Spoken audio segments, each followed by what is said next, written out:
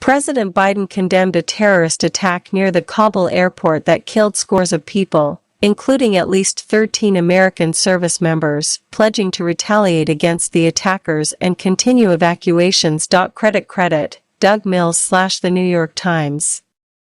President Biden on Thursday denounced a terrorist attack at the Kabul airport that killed at least 13 American service members and injured 18 more, saying that the frantic evacuation of U.S. citizens and allies from Afghanistan will continue even as he pledged to hunt down those responsible for the attacks. Mr. Biden spoke after the U.S. military sustained one of its highest single-day American tolls during its 20-year Afghanistan campaign. To those who carried out this attack, as well as anyone who wishes America harm, know this: we will not forgive, the president said. We will not forget. We will hunt you down and make you pay. The bombs were set off near a crowd of families at the airport gates who were desperately hoping to make one of the last evacuation flights out. Gunfire was reported in the aftermath of the explosions. Mr. Biden said he had asked his commanders to find ways to target ISIS-K, the Afghan affiliate of the Islamic State, which claimed responsibility for the attacks earlier in the day on behalf of its loyalists in Afghanistan. He vowed the United States would respond with force at a moment of our choosing, echoing President Bush's remarks days after the attacks of September 11, 2001. This conflict was begun on the timing and terms of others. It will end in a way and at an hour of our choosing, Mr. Bush said, weeks before the U.S. military began fighting in Afghanistan. Mr. Biden spoke from the East Room of the White House shortly after the Pentagon confirmed the deaths of the American service members in what officials said were suicide bomber attacks. These American service members who gave their lives, Mr. Biden said, were heroes who have been engaged in a dangerous, selfless mission to save the lives of others. He called Thursday a tough day and pledged that the United States would uphold its sacred obligation to the families of the fallen. The night before the attack, a senior U.S. official warned of a specific and credible threat at the airport by an affiliate of the Islamic State, the Islamic State Khorasan or ISIS-K, and Western governments began urging people to leave the area. Even with such a specific warning, military officials said, it would be very difficult to pick out a suicide bomber with a concealed explosive vest in a huge throng of people, like that at the airport. The troops who died Thursday were the first American service members killed in Afghanistan since February 2020. For the U.S. military, it was a day with more deaths than any other since 2011.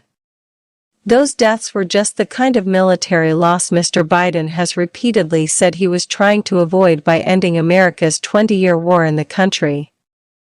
Acting against the advice of his generals and overruling some of his top foreign policy advisors, Mr. Biden made the decision in April that he could not ask more American troops, or their families, to sacrifice themselves for a war that he no longer believed was in the best interests of the United States or its allies. The president has said that he did not want to call the parents of another Marine, soldier or airman killed in action in Afghanistan. But the rapid takeover of the country by the Taliban caught the administration off guard and set in motion a chaotic evacuation in which 6,000 American troops attempted to secure the Kabul airport against the Taliban and terror groups. Earlier this week, Mr. Biden rejected calls from lawmakers, activists, and other world leaders to extend the American presence at the airport past August 31, citing the potential for terrorist attacks. Last Friday, as he pledged to evacuate all Americans and Afghan allies who wanted to leave the country, Mr. Biden vowed that any attack on our forces or disruption of our operations at the airport will be met with a swift and forceful response. It was unclear on Thursday whether a military response of any kind was already in the works or whether the U.S. troops on the ground had the capacity to strike back while also securing the airport. The Pentagon said at least 13 U.S. service members were killed and 15 wounded in the attack near an airport gate on Thursday. Scores of Afghan civilians were killed and wounded. Credit, Jim Heilbrook for The New York Times.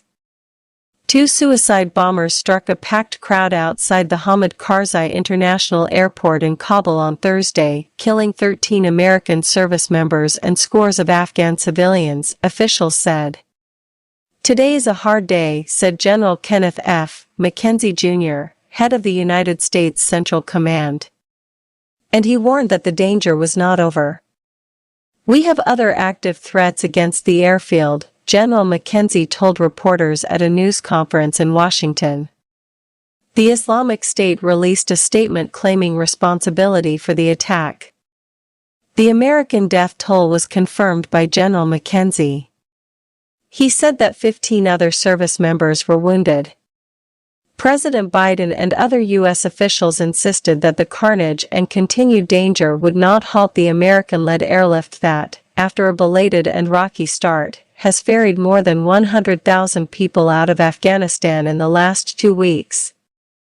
Many of those were Afghans who had worked with NATO forces and their families, and who feared Taliban reprisals and hoped to start new lives in other parts of the world. "We will not be dissuaded from the task at hand," Defense Secretary Lloyd J. Austin III said in a statement. "To do anything less, especially now, would dishonor the purpose and sacrifice these men and women have rendered our country and the people of Afghanistan." Estimates of the total dead and wounded differed, and were rising quickly as different hospitals and officials reported in. The Taliban spokesman, Zabihullah Mujahid, condemned the attack, and said that at least 13 civilians had been killed and 60 wounded. In one part of one hospital alone, a New York Times journalist saw dozens of people who were killed or severely wounded.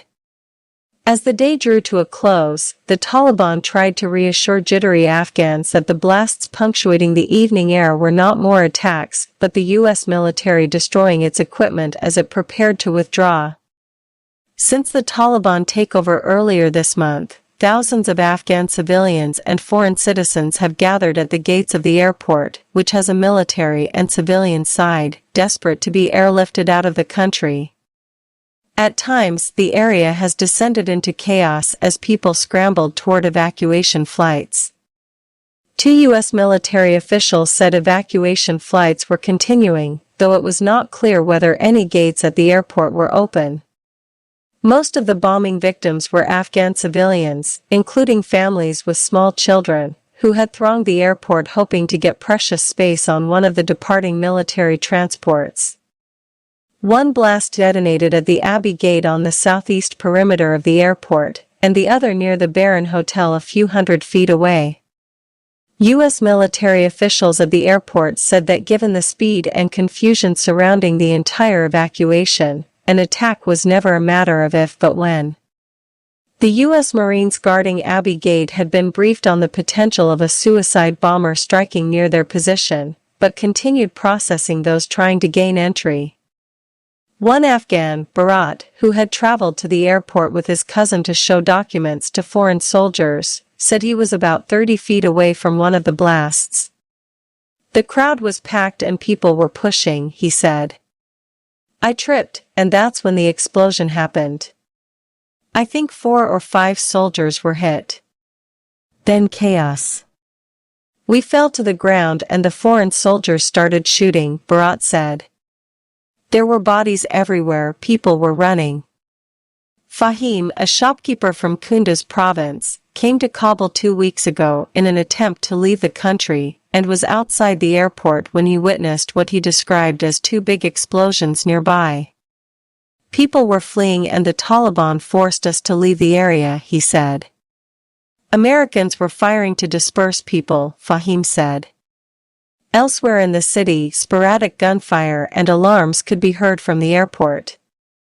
General McKenzie said it appeared that a suicide bomber, most likely wearing a concealed explosives vest, had made it through the checkpoints outside the airport, many of them run by Taliban soldiers, who are supposed to detect such attackers.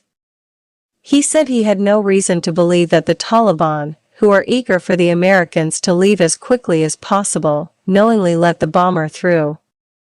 The chief Taliban spokesman, however, made a point of saying that the attack took place in an area where American forces controlled security.